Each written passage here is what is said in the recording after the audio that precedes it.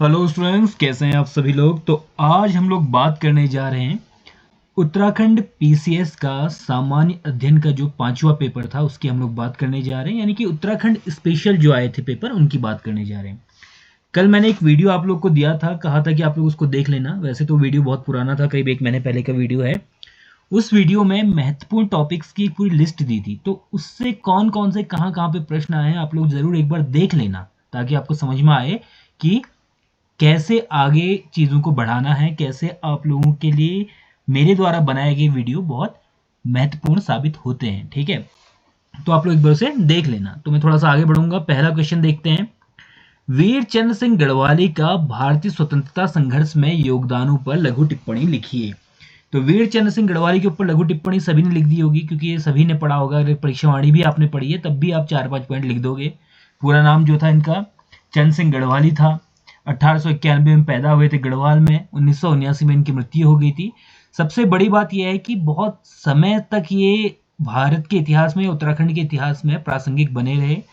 प्रथम विश्व युद्ध में गए थे, मेसोपोटामिया वाली साइड में ये रहे थे। उसके बाद ये नमक आंदोलन में इनका योगदान रहा। फिर उसका 1942 में गांधी जी से मिले क्विट इंडिया मूवमेंट में इनका योगदान रहा। बाद में ये चुनाव भी लड़े थे 1957 में कम्युनिस्ट की तरफ से, कम्युनिस्ट विचारधारा से बड़े प्रभावित रहे। और उसके बाद एक सबसे महत्वपूर्ण बात जो हुई थी वो हुई थी 1930 में, जब इन्होंने कहा था कि हम लोग निहत्थे अफगानों पर हथियार नहीं चलाएंगे। उसके बाद मोतीलाल नेहरू ने कहा था कि गढ़वाल दिवस बनाना चाहिए पूरे देश में। आदि आदि बातें, तो आप 10-12 पॉइंट भी लिख सकते हो इनके ऊपर। काफी ऐसा टॉपिक है जो कि मतलब बहुत सिंपल सा टॉपिक है, बहुत हल्का सा टॉपिक है। ठीक है, तो आप लोगों ने लिख लिया होगा इसको। खुशीराम आर्य कौन थे? अब इससे पहले आप अगर देखोगे, जब मेंस का मतलब सॉरी जब अपर पीसीएस का प्री पेपर हुआ था, वहां पे पूछा गया था हरिप्रसाद टमटा, समता अखबार के बारे में पूछा गया था। हरिप्रसाद टमटा और खुशीराम आर्य यानी कि जो दलित नेता हैं उनके बारे में भी आयोग अब पूछ रहा है। ठीक है, पहले हम लोगों ने थोड़ा सा कम देखा था, लेकिन अब इस तरह के यानी कि जो सामाजिक नेता हैं, जैसे भारती जी थे, खुशीराम आर्य थे या हरिप्रसाद टमटा थे, उनके बारे में भी पूछ रहा है। तो आगे के लिए इंपॉर्टेंट है ऐसे नेता, उनको पढ़ लीजिएगा। वही था, 1886 में पैदा हुए थे। फिर आर्य समाजी थे, हल्द्वानी के पास इनका जन्म हुआ था। ठीक है, आर्य समाजी थे तो जाहिर सी बात है कि छुआछूत और जात पात को नहीं मानते थे। दलितों के हित में बहुत सारा काम किया। दलितों में जो कुरीतियां थी उन कुरीतियों से बाहर निकालने का प्रयास किया। 1906 में उन्होंने एक टर्म दिया था, जिसमें जो टर्म था शिल्पकार। ठीक है, शिल्पकार था। और ये शिल्पकार बाद में क्या हुआ, इसी शिल्पकार को 1921 में गवर्नमेंट ने सरकारी प्रपत्रों में भी छापना प्रारंभ कर दिया था। 1946 में ये आपके एमएलए बने थे। 1967 तक के एमएलए, 1967 तक के एमएलए रहे। उसके बाद 1971 में इनकी मृत्यु हो गई थी। ठीक है, बीमारी के बाद इनकी मृत्यु हो गई थी। तो आगे बढ़ते हैं। उत्तराखंड के अनुसूचित जनजाति समुदायों की जननांग की स्थिति का उल्लेख कीजिए। बहुत आसान प्रश्न है, बहुत ही आसान प्रश्न है।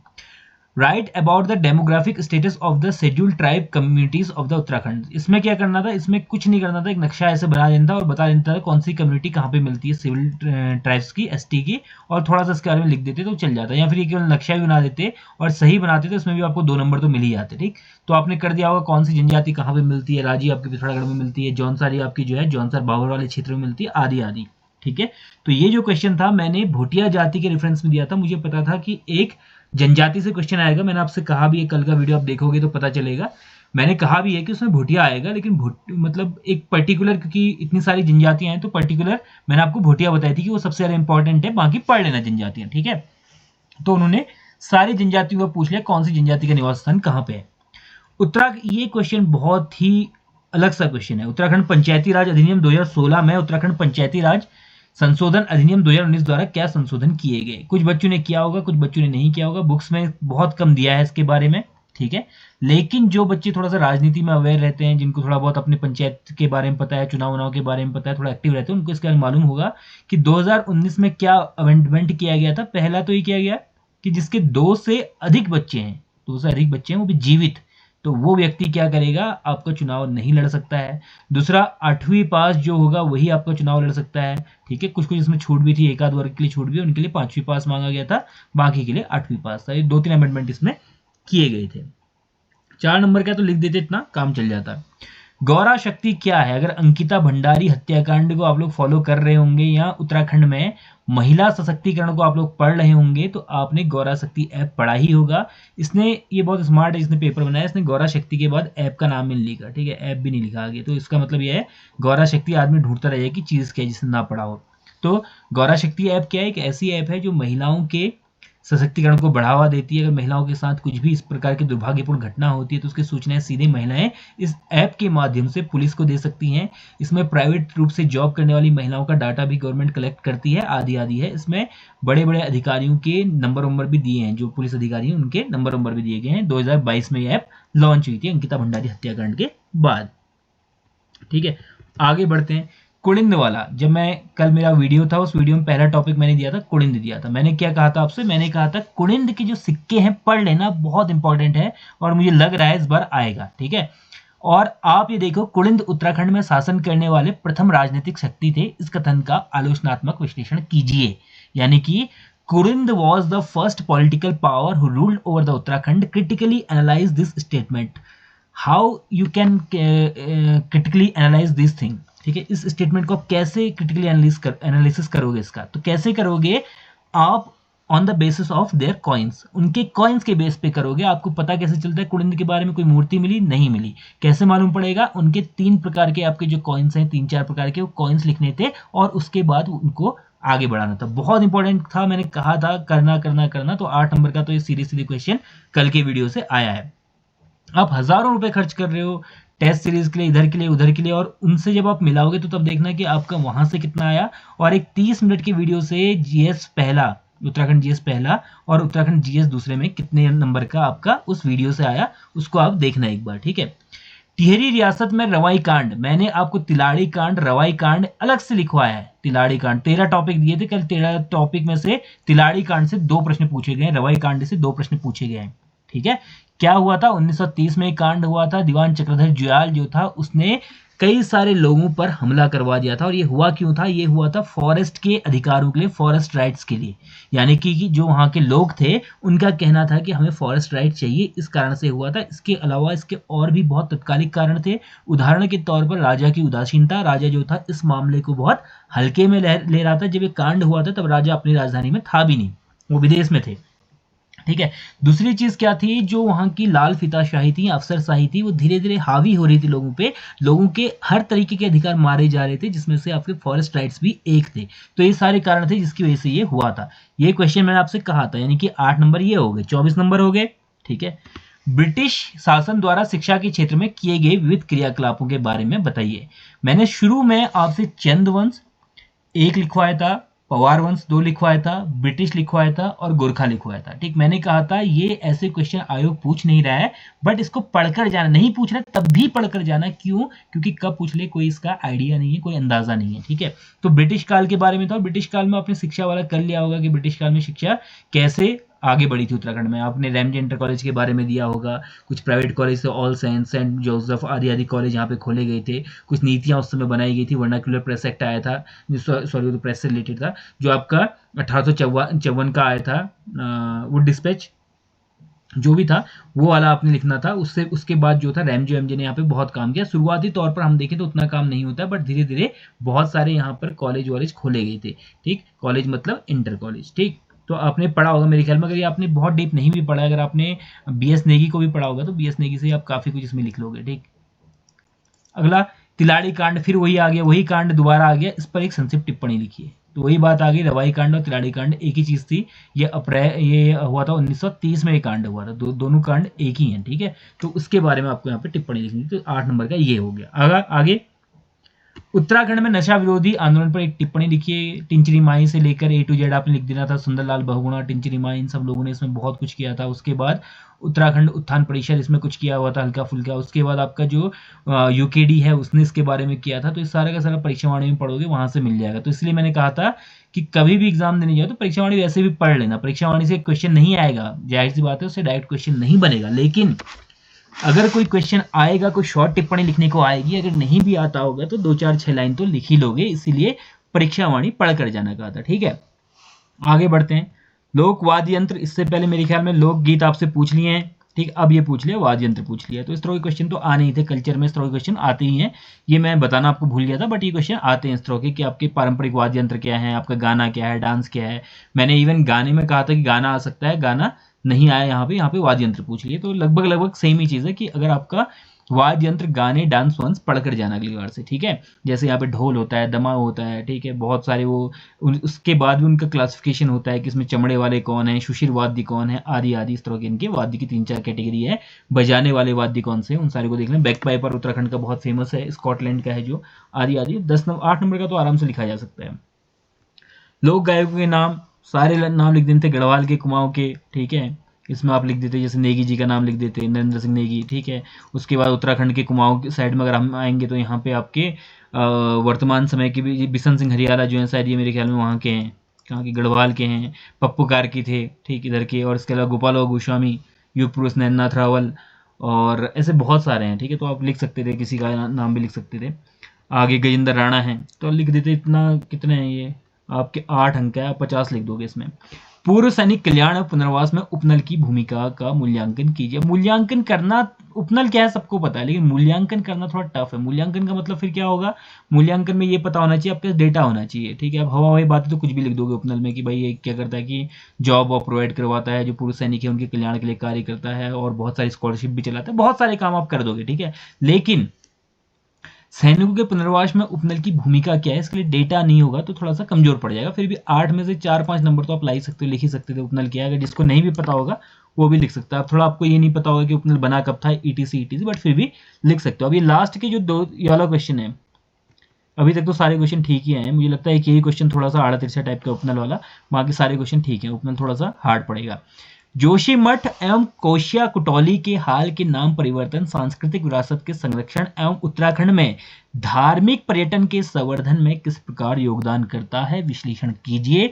How does the recent renaming of Joshimath and the Koshiya Kutauli contribute to the preservation of cultural heritage and the promotion of the religious tourism in the Uttarakhand? Analyze.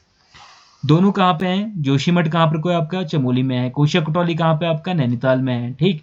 इसके बाद ये क्वेश्चन आपको बड़ा ही ऐसा लग रहा होगा कि हमने कहाँ पढ़ा था, क्या पढ़ा था, क्या नहीं पढ़ा था। तो इसमें क्या पूछा गया आपका, धार्मिक पर्यटन।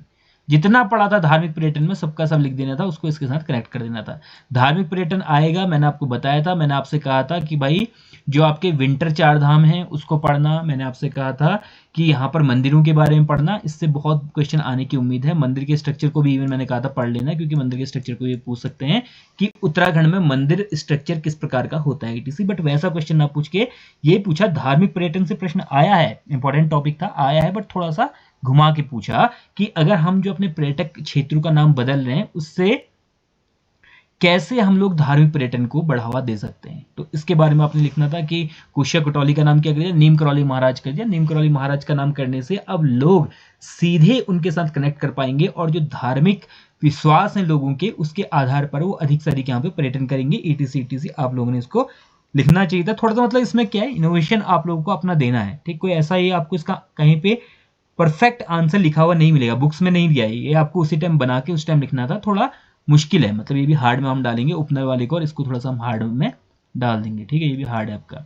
आगे, पिरुल लाओ पैसे पाओ अभियान की शुरुआत का औचित्य क्या, परीक्षण कीजिए। मैंने एक और क्वेश्चन आपको दिया था, मैंने कहा था वनाग्नि पढ़ लेना इस बार, वनाग्नि, ठीक है, वनाग्नि पढ़ लेना।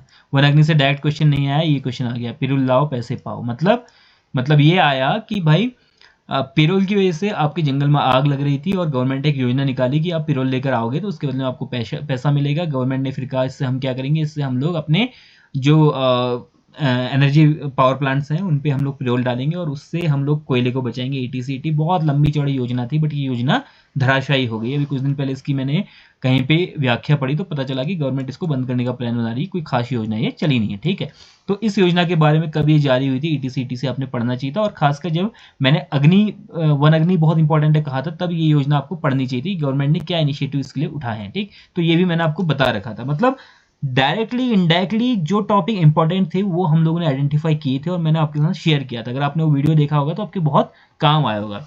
गोरखाओं की न्याय प्रणाली, गोरखाओं की संस्कृति और न्याय प्रणाली आप लोगों ने पढ़नी चाहिए थी। मैंने टॉपिक नंबर 7 या 8 में कहीं पर को लिखा है, गोरखा संस्कृति लिखा है, ठीक है। संस्कृति में ही न्याय प्रणाली आप लोगों ने पढ़नी चाहिए थी। अगर ये नहीं पढ़ी तो फिर आपकी गलती है। इसमें कढ़ाई दीप, गोल दीप आदि आदि, ये क्वेश्चन आपका वीडियो में भी आया था, वीडियो 2021 या 22 में कभी ये पूछा भी गया है, ठीक। तो काफी इंपॉर्टेंट क्वेश्चन था, काफी बेसिक क्वेश्चन है। BS नेगी पढ़कर भी अगर जाओगे तब भी ये कर लोगे, बहुत आसान क्वेश्चन। फतेह शाह एक उत्कृष्ट सैनिक होने के साथ साहित्य के अलावा साहित्य का भी संरक्षक था। मतलब Fateh Shah besides being an excellent soldier was also a patron of the arts and the literature. Explain. ये क्वेश्चन आपका मैंने कहाँ पे बताया था आपको? मैंने फतेह शाह नहीं बताया था, मैंने, जिसने मेरा वीडियो ध्यान से देखा होगा, मैंने 100 बार कहा, मैंने कहा कि भाई इस बार मुझे बहुत लग रहा है कि कोई विशेष राजा दिया जा सकता है, भले ही वो रुद्रचंद हो, भले ही कोई हो, भले ही कोई हो, बट मुझे लग रहा था और मैंने आपको बताया था कि भाई कोई राजा आने वाला है, आप पढ़कर जाना, विस्तृत रूप से पढ़कर जाना। और फतेह शाह आया है। जाहिर सी बात है, राजाओं का नाम लेते हैं तो 2-4 ही हैं, इधर लक्ष्मीचंद हो गया, उधर फतेह शाह हो गया, अजयपाल हो गया और 2-3 राजा और हैं, ठीक है। प्रदीप शाह, ये यहाँ सुदर्शन शाह, इस टाइप के राजा 2-4 राजा हैं। तो 4-5 राजाओं में से आपको पढ़ना था। फतेह शाह आपका आ गया था, नवरत्न इसके यहाँ पे थे और इसीलिए इसका बहुत इंपॉर्टेंट है, ठीक, इसकी मानी जाती है। वन प्रबंधन, ब्रिटिश काल में वन प्रबंधन, वन बहुत पूछा गया, तिलाड़ी कांड, ये कांड, वो कांड, और लास्ट में आपको वन प्रबंधन ब्रिटिश काल में पूछा गया। 1865 में जो था आपका डिट्रिच को वो बनाया गया था, डिट्रिच को क्या बनाया गया था, इसका महानिरीक्षक बनाया गया था वन विभाग का, वन मंत्रालय वन विभाग का। डिट्रिच जो था, ब्रांडिस डिट्रिच है, डिट्रिच ब्रांडिस है शायद, उसको क्या गया था आपका अध्यक्ष बनाया गया था, इसका महानिरीक्षक बनाया गया था। और उसके बाद यहाँ पे बहुत सारे नए नए कानून लाए गए थे। आप शुरू से अगर BS नेगी पढ़ लोगे या आपका ये पढ़ लोगे, परीक्षावाणी पढ़ लोगे, तब भी आप इस क्वेश्चन को करने के लिए एलिजिबल हो। ब्रिटिश कालीन उत्तराखंड के सामाजिक एवं राजनीतिक जागरण में पत्रकारिता की भूमिका। पत्रकारिता मैंने आपको टॉपिक 7 या 8 नंबर में कहीं पे है, जहां पे मैंने लिखा था पत्रकारिता पढ़ लेना। पत्रकारिता, अब जब मैं पत्रकारिता की बात करता हूं तो जाहिर सी बात है पत्रकारिता 1950 तक की ही कहता हूं। उसके बाद की पत्रकारिता तो आपको पता है खत्म ही हो गई थी उत्तराखंड में, 1950 तक की कहता हूं। तो इसमें आपने क्या करना था, वो लिख देना था। तो ये क्वेश्चन भी वहां से मैंने बताया था और आपका आया था, ठीक है। इसके बाद उत्तराखंड में समाज सुधारों के परिप्रेक्ष्य में आर्य समाज के योगदान की विवेचना कीजिए। इससे पहले खुशीराम आर्य आए थे जो कि आर्य समाज से रिलेटेड थे, ये जो था आपका ये भी आर्य समाज है, ठीक है। क्या योगदान दिया आर्य समाज ने? आर्य समाज ने बहुत सारे योगदान दिए। पहला जाति पाति को खत्म करने का आर्य समाज का योगदान था। आर्य समाज ने महिलाओं की शिक्षा पे योगदान दिया। आर्य समाज ने जो था पुरुषों को कहा कि इनको भी पढ़ना चाहिए। जो निम्न जातियां थी उनके उत्थान में योगदान किया, यानी कि महिला सशक्तिकरण में उसका योगदान है, दलित उत्थान में उसका योगदान है। आर्थिक रूप से लोगों को समृद्ध बनाने में भी आर्य समाज ने अपना योगदान दिया। तो बहुत सारे योगदान थे, 8-10 योगदान आप लिख लेते हैं, ठीक है। उत्तराखंड पृथक राज्य निर्माण आंदोलन के तात्कालिक कारणों और इसमें महिलाओं के योगदान की विवेचना कीजिए। मैंने एक सही यहाँ पे लिखा है, मुजफ्फरनगर कांड लिखा था, देखना कल की जो पीडीएफ नहीं, वो स्क्रीनशॉट मैंने शेयर भी किया आपके साथ, उसको देखना। मैंने उसमें क्या कहा था, मैंने उसमें कहा था कि आपका मुजफ्फरनगर कांड जो है उसको देख कर जाना। मैंने क्यों कहा था, मैंने कहा था उसका ट्रायल कोर्ट में चल रहा है और इतने बूढ़े हो गए गवाह कि अब वो पहचान भी नहीं पा रहे कि उस समय उनके साथ किसने गलत किया था। तो इसीलिए मैंने कहा था इंपॉर्टेंट है, पिछले काफी समय से न्यूज में चल रहा है। उसने डायरेक्ट वो नहीं पूछ के क्या पूछा, उत्तराखंड पृथक राज्य निर्माण आंदोलन के तत्कालिक कारणों और इसमें महिलाओं के योगदान की विवेचना कीजिए। यानी कि जितने भी हुए थे, मसूरी कांड हुआ था, हंसा धनाई, बेलमती चौहान, उन सबके नाम हम आपने लिखने थे। मसूरी कांड लिखना था, आपका खटीमा कांड लिखना था, मुजफ्फरनगर तिराहा कांड जो हुआ था, और इसके अलावा जो आपका ये गढ़वाल में एक कांड हुआ था जिसमें आपके 2 लोग मारे गए थे, वो सारे आपको लिख देने थे। यानी कि 1994 से लेके 1995 का जो एरा था 1 साल का, इसके बारे में काफी सारी चीजें आपको लिखनी चाहिए थी और ये क्वेश्चन आपका बन जाता है। ये क्वेश्चन मैंने आपको इंडायरेक्टली बताया था। अब ये मैं जादूगर नहीं हूं ना कि शब्द सौ आपको बता दूं कि भाई ऐसा ऐसा क्वेश्चन फ्रेम होगा, बट इंपॉर्टेंट टॉपिक मैं आपको बता सकता हूँ। चिपको आंदोलन कब कहा था मैंने, इसका आप टेलीग्राम पे जाके चेक करना, आप मेरे कम्युनिटी गाइडलाइन पे जाके, कम्युनिटी पोस्ट पे जाके चेक करना, सब जगह आपको चिपको आंदोलन मिलेगा। मैंने कई बार कहा था, इससे रिलेटेड एक क्वेश्चन मैंने आपको प्रैक्टिस के लिए भी दिया था। मैंने कहा था भाई बहुत इंपॉर्टेंट चिपको आंदोलन, पढ़ लेना। या तो चिपको आंदोलन डायरेक्ट आएगा या इसके अनुसंगिक क्वेश्चन आ सकते हैं, चंडी प्रसाद भट्ट, सुंदरलाल बहुगुणा, गौरा देवी, ETC आ सकते हैं। तीसरा चौथा टॉपिक ही अगर आप देखोगे वो मेरी स्क्रीनशॉट, उसमें तीसरा चौथा टॉपिक ही चिपको आंदोलन है, ठीक है। इसमें विश्व पर्यावरण चेतना को प्रभावित किया। कैसे प्रभावित किया? इसमें ऐसे प्रभावित किया क्योंकि इसने ये बताया कि महिलाएं भी जो हैं वो अगर चाहें तो वो जंगलों को बचा सकती है, और महिलाएं जो हैं उनका कनेक्शन जंगलों के साथ ज़्यादा स्ट्रॉन्गर है इन कंपैरिजन टू मेल्स का उतना ज़्यादा नहीं है। मेल्स के अगर हम देखें तो मेल्स के बनस्पत महिलाएं जो है वो ज़्यादा अच्छे से उसको प्रोटेक्ट कर सकती हैं। जितने भी आंदोलन उत्तराखंड में हुए, पानी रखो आंदोलन था, ये आंदोलन था, अन्य जितने भी आंदोलन थे पेड़ों से रिलेटेड, उसमें सारी की सारी महिलाओं ने ही प्रतिभाग किया है। उत्तराखंड के लोक नृत्य, ठीक है, मैंने लोकगीत बताया था, इस बार इसने लोक नृत्य पूछ दिया। मैंने आपको उसमें 2-3 कहा भी था कि वीर गीत और ये गीत वो गीत सारे देख लेना। चौफुला वफुला मैंने आपको वो भी दिया था, चौफुला का दिया ना मैंने आप लोग को, उसमें लिखा हुआ है चौफुला, तो देख लेना। इस बार उत्तराखंड के लोक नृत्य पूछे गए थे। ठीक, औद्योगिकरण की प्रक्रिया का आलोचनात्मक परीक्षण कीजिए। उत्तराखंड में नगरीकरण और औद्योगिकरण की प्रक्रिया का आलोचनात्मक परीक्षण करें। Critically examine the process of urbanisation and industrialisation taking place in Uttarakhand. बहुत अच्छा क्वेश्चन है, बहुत अच्छा क्वेश्चन है। इसकी प्रक्रिया आपने बतानी है कि नगरीकरण कैसे हुआ और उसके बाद उसका औद्योगिकीकरण कैसे हुआ। हार्ड क्वेश्चन है, ठीक, जिसने नहीं पढ़ा होगा नहीं कर पाएगा। औद्योगिकरण में सिटकुल इटकुल सब कुछ डाल देना चाहिए था आपने कि यहाँ पे उद्योगों की कमी है, बट फिर भी यहाँ पे जितने हैं, जैसे आपका हरिद्वार में है, कोटद्वार में है, इधर आपका पंतनगर में है, सितारगंज में, आदि आदि, उसके बारे में लिख देना था। नगरीकरण क्या हुआ, नगरीकरण हमारे यहाँ पे हर पूरे देश की तरह यहाँ पे भी 1990 के बाद नगरीकरण प्रारंभ होता है। और कुछ नगर जो थे पहले भी बने अंग्रेजों के टाइम के, कुछ नए नगर बाद में डेवलप हुए, कुछ नगर यहाँ पे ऐतिहासिक भी हैं, तो उसके बारे में थोड़ा बहुत लिख देते तो काम चल जाता। बट फिर भी हार्ड क्वेश्चन है, बच्चा उतनी जल्दी फ्रेम नहीं कर पाता है। CPPGGG, ये क्वेश्चन क्या है, ये क्वेश्चन के बारे में आपने लिखना था कि CPPGG क्या है। उत्तराखंड के लोक नीतियां और सुशासन केंद्र के उद्देश्यों और कार्यों की विवेचना कीजिए। क्या आपका मानना है कि इसमें प्रति राज्य की भावनाओं के अनुरूप लोक नीति को बनाने में सरकार को सहायता दी। Discuss the objectives and functions of the centre for the public policy and good governance CPPGG of Uttarakhand. Do you think that it has assisted government to formulate the public policies in accordance to the spirit of hills। अब ये question भाई बहुत hard question हो गया, बहुत hard, very hard भाई। पहली बात तो कई सारे बच्चों ने ये नहीं सुना होगा CPPGG क्या है, ठीक है। फिर उसके बाद इसने क्या काम किया वही नहीं पता होगा, फिर वो क्या काम किया और उसने कौन कौन सी पॉलिसीज में चल रहा है। ये चल रहा है आपका UNDP, united nation development programme के तहत जो है वो उसको असिस्ट कर रहा है। और इसके बाद इसने क्या किया है, पहाड़ों में कुछ नीतियां बनाने के लिए, पहाड़ों के लिए जैसे प्लान आयोग आदि के लिए भी इसने कुछ कुछ अपनी अनुशंसाएं दी हैं आदि आदि। बट इसमें फिर भी 150 शब्द लिखने में हालत खराब हो गई होगी, ठीक है। तो ये क्वेश्चन सबसे हार्ड क्वेश्चन है इस पूरे पेपर का। इसके अलावा पूरे पेपर का एनालिसिस मैंने किया है, पूरे पेपर को देखा है। अगर पूरे पेपर को देखने के बाद मुझे ये समझ आता है कि अगर आपने एक एवरेज पढ़ाई भी की है, कुछ क्वेश्चंस को छोड़ दिया जाए, मान लीजिए इसमें जैसे वो क्वेश्चन था एक 10 नंबर का और थोड़ा बहुत और क्वेश्चन मान लेंगे, मान लीजिए कि 30 नंबर का क्वेश्चन आपको सही से नहीं आते, आप तुक्का तुक्का मार के आए इसमें, और इसमें फिर भी आपने 8 नंबर आप ले आए, तो उसके बाद आपका 170 बचता है। 170 में से ऐसा पेपर था कि 170 में खुशी नाम आदि आदि आदि ये सब तो आपने पढ़ाई होगा, तो 170 में से जाहिर सी बात है कि 100 नंबर आप ला सकते थे, 8 नंबर ये हो गए, तो 110 115 नंबर आप इसमें ला रहे हो, यहाँ 105 से 115 के बीच ला रहे हो, तो आप बहुत अच्छा स्कोर आपका माना जाएगा। 105 से 115 है, और 115 से ऊपर ला गए तो फिर तो एक्सलेंट ही है, फिर तो बहुत बढ़िया मार दिया। बट 105 से 115 बढ़िया स्कोर था इसमें, अगर आपने आज किया होगा तो। जल्दी मिलेंगे सेकंड पेपर को एनालाइज करते हुए। अच्छा पेपर था, बहुत बढ़िया पेपर था, बहुत टफ नहीं है। अब कई बच्चे ऐसा भी कह रहे हैं कि पेपर बहुत टफ आ रहा है। एक बच्चे ने जब पॉलिटी का पेपर था उसके बाद कहा कि पेपर बहुत टफ है। अब पॉलिटी के पेपर में क्या वो DPSP भी ना पूछे, या फंडामेंटल राइट भी ना पूछे, आपका जो गवर्नमेंट चार्टर है वो भी ना पूछे, ठीक है, गवर्नेंस चार्टर जो है वो भी ना पूछे, क्या करे मतलब ना। कुछ तो आयोग पूछेगा, या भी हल्के फुल्के क्वेश्चन आपको दे देगा तो सारे 200 मार लोगे, तो कुछ तो ट्रिकी वो भी देगा क्वेश्चन, कुछ तो स्टैंडर्ड उसका भी बढ़ेगा ना। तो इसीलिए 105 से 115 बहुत अच्छा स्कोर है, 115 से ऊपर तो फिर आपका एक्स्ट्रा ऑर्डिनरी है। बढ़िया आप लोगों ने किया है। जल्दी मिलते हैं नई वीडियो के साथ, धन्यवाद।